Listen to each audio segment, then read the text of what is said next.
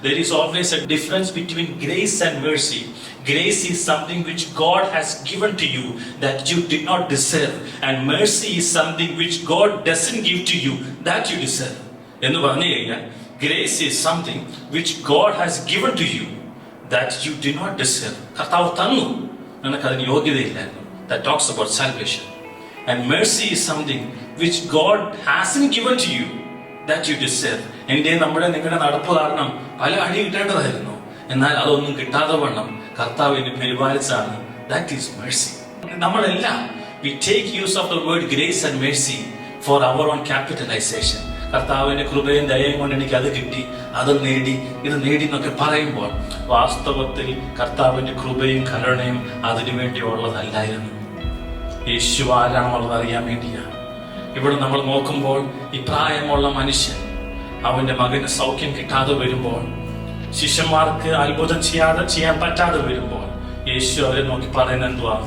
അവിശ്വാസമുള്ള ജനമേ, ഒരു കാര്യം ഓർക്കുക, എന്റെ ജീവിതത്തിന്റെ ഏത് വിഷയമായിക്കൊള്ളട്ടെ, ഏത് ചലഞ്ചസും ആയിക്കൊള്ളട്ടെ, യേശു പടകിലില്ലായിരുന്നപ്പോഴാണ് അവരെന്ത് ചെയ്തത്? ഭയന്നത്.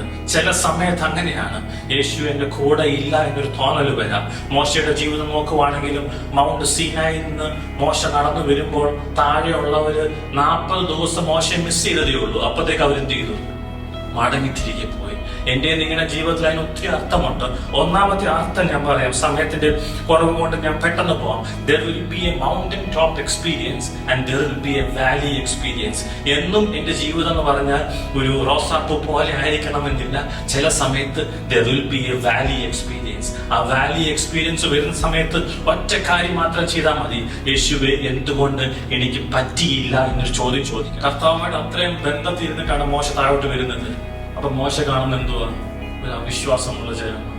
നമുക്കെല്ലാം we need to cross all these mountain experiences and valley experiences in our life.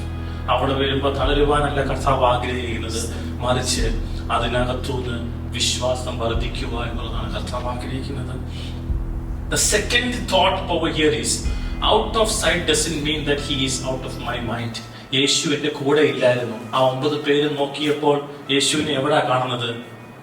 ഒരു പാർഷ്യാലിറ്റി പോലെ യേശു എവിടെ പോയി? പീറ്റർ, ജെയിംസ്, ജോണിനെ കൂട്ടിക്കൊണ്ട് അവിടെ യേശു പോയി, മലയിൽ പോയി. ആ 9 പേർക്ക് യേശു അന്നേരം ഫിസിക്കലായിട്ട് യേശു ഉണ്ടായിരുന്നോ? ഇല്ല. നമ്മുടെ ജീവിതത്തിൽ ചില സമയത്ത് we might feel loneliness. അങ്ങനെ ഒരു തണുപ്പിന്റെ ഒരു കാറ്റടിച്ചേക്കാം. പക്ഷെ തണുപ്പിന്റെ കാറ്റടിക്കുമ്പോഴും ഒരു ഉറപ്പുണ്ടായിരിക്കണം, യേശു എന്തുണ്ട്? എന്റെ കൂടെയുണ്ട്. Out of sight doesn't mean that he is out of my mind. മൂന്നാമത്തെ ഏറ്റവും വലിയ പാഠം, the power is the factor over here and not the settings. The power is the factor over here. അവർ ചെയ്ത എല്ലാ പരിപാടിയും കറക്റ്റ് ആയിരിക്കാം. Step 1, step 2, step 3, step 4 അവർ മനസ്സിൽ പഠിച്ച കാര്യങ്ങളെല്ലാം എന്ത് ചെയ്തു? 9 ശിഷ്യന്മാരും ചെയ്തു. എന്നിട്ട് എന്തോ പറ്റിയില്ല? ആ രോഗം മാറിയില്ല. ആ രോഗം മാറേണ്ട എന്തോ വേണ്ടിയത്? ഞാൻ 2 പാട്ടോ ഒരു പ്രാർത്ഥനയോ ഒരു പ്രസംഗമോ ഒരു സങ്കീർത്തനമോ ഒരു ആശീർവാദമോ പറഞ്ഞതുകൊണ്ട് എന്തോ ഉണ്ടാവണമെന്നില്ല. ദൈവശക്തി ഉണ്ടാവണമെന്നില്ല. ദൈവശക്തി ഉണ്ടാവണമെങ്കിൽ എൻ്റെ ഹൃദയത്തിൽ ആ ഒരു വിശ്വാസം എന്ത് ചെയ്യണം? നമുക്കുണ്ടാവണം. നമ്മുടെ ജീവിതത്തിൽ എല്ലാ പ്രയാസങ്ങളും ഉണ്ടാവുമ്പോൾ നമ്മൾ എല്ലാ വട്ടവും കാണിക്കുന്ന ഗിമിക്സ് പോലെ കാണിച്ചു നോക്കിയിട്ട് കാര്യമില്ല. The setting is not the important factor, but the power is the important factor. യേശുവിന്റെ ആ പവർ നമ്മുടെ ജീവിതത്തിൽ ഉണ്ടാവട്ടെ. നാലാമത്, ഏറ്റവും ഒടുവിൽ ഏറ്റവും പ്രാധാന്യമുള്ളത്, അങ്ങനെയൊക്കെ സംഭവിച്ചാലും യേശു എന്നെ വന്ന് തല്ലുന്ന ഒരു വ്യക്തിയായിട്ടല്ല അവിടെ എഴുതിയിരിക്കുന്നത്.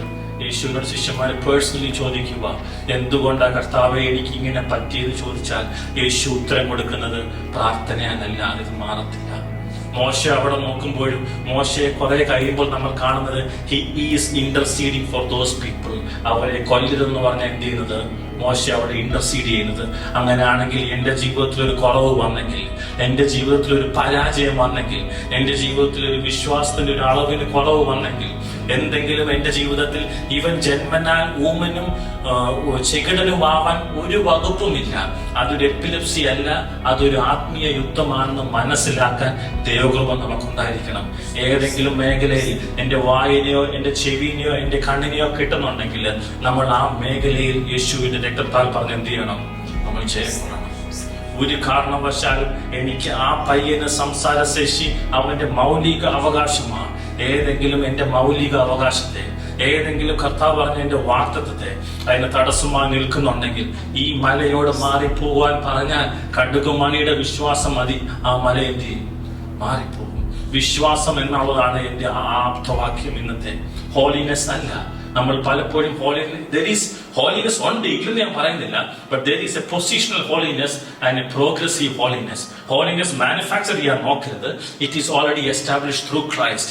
ഒറ്റ കാര്യം ചെയ്യുക. കൊരിന്ത്യർ ലേഖനത്തിൽ നമ്മൾ വായിച്ചതുപോലെ ജഡത്തിലെയും ആത്മാവിലെയും സകല കന്മഷവും നീക്കി എന്നെ വിശുദ്ധീകരിക്കുമാറാകണമേ എന്ന് പറയുന്ന ഒറ്റ പാറ്റേണെ നമുക്ക് ഫോളോ ചെയ്യാൻ പറ്റത്തുള്ളൂ. പൗലോസ് കൊരിന്ത് സഭയെ നോക്കി വിളിച്ചതുപോലെയും കൊലോസ്യ സഭയെ നോക്കി വിളിച്ചതുപോലെയും കർത്താവ് എന്നെ നോക്കി വിളിക്കുകയാണ്, ഈ വിശുദ്ധിയുള്ള ഒരു ജനമേ.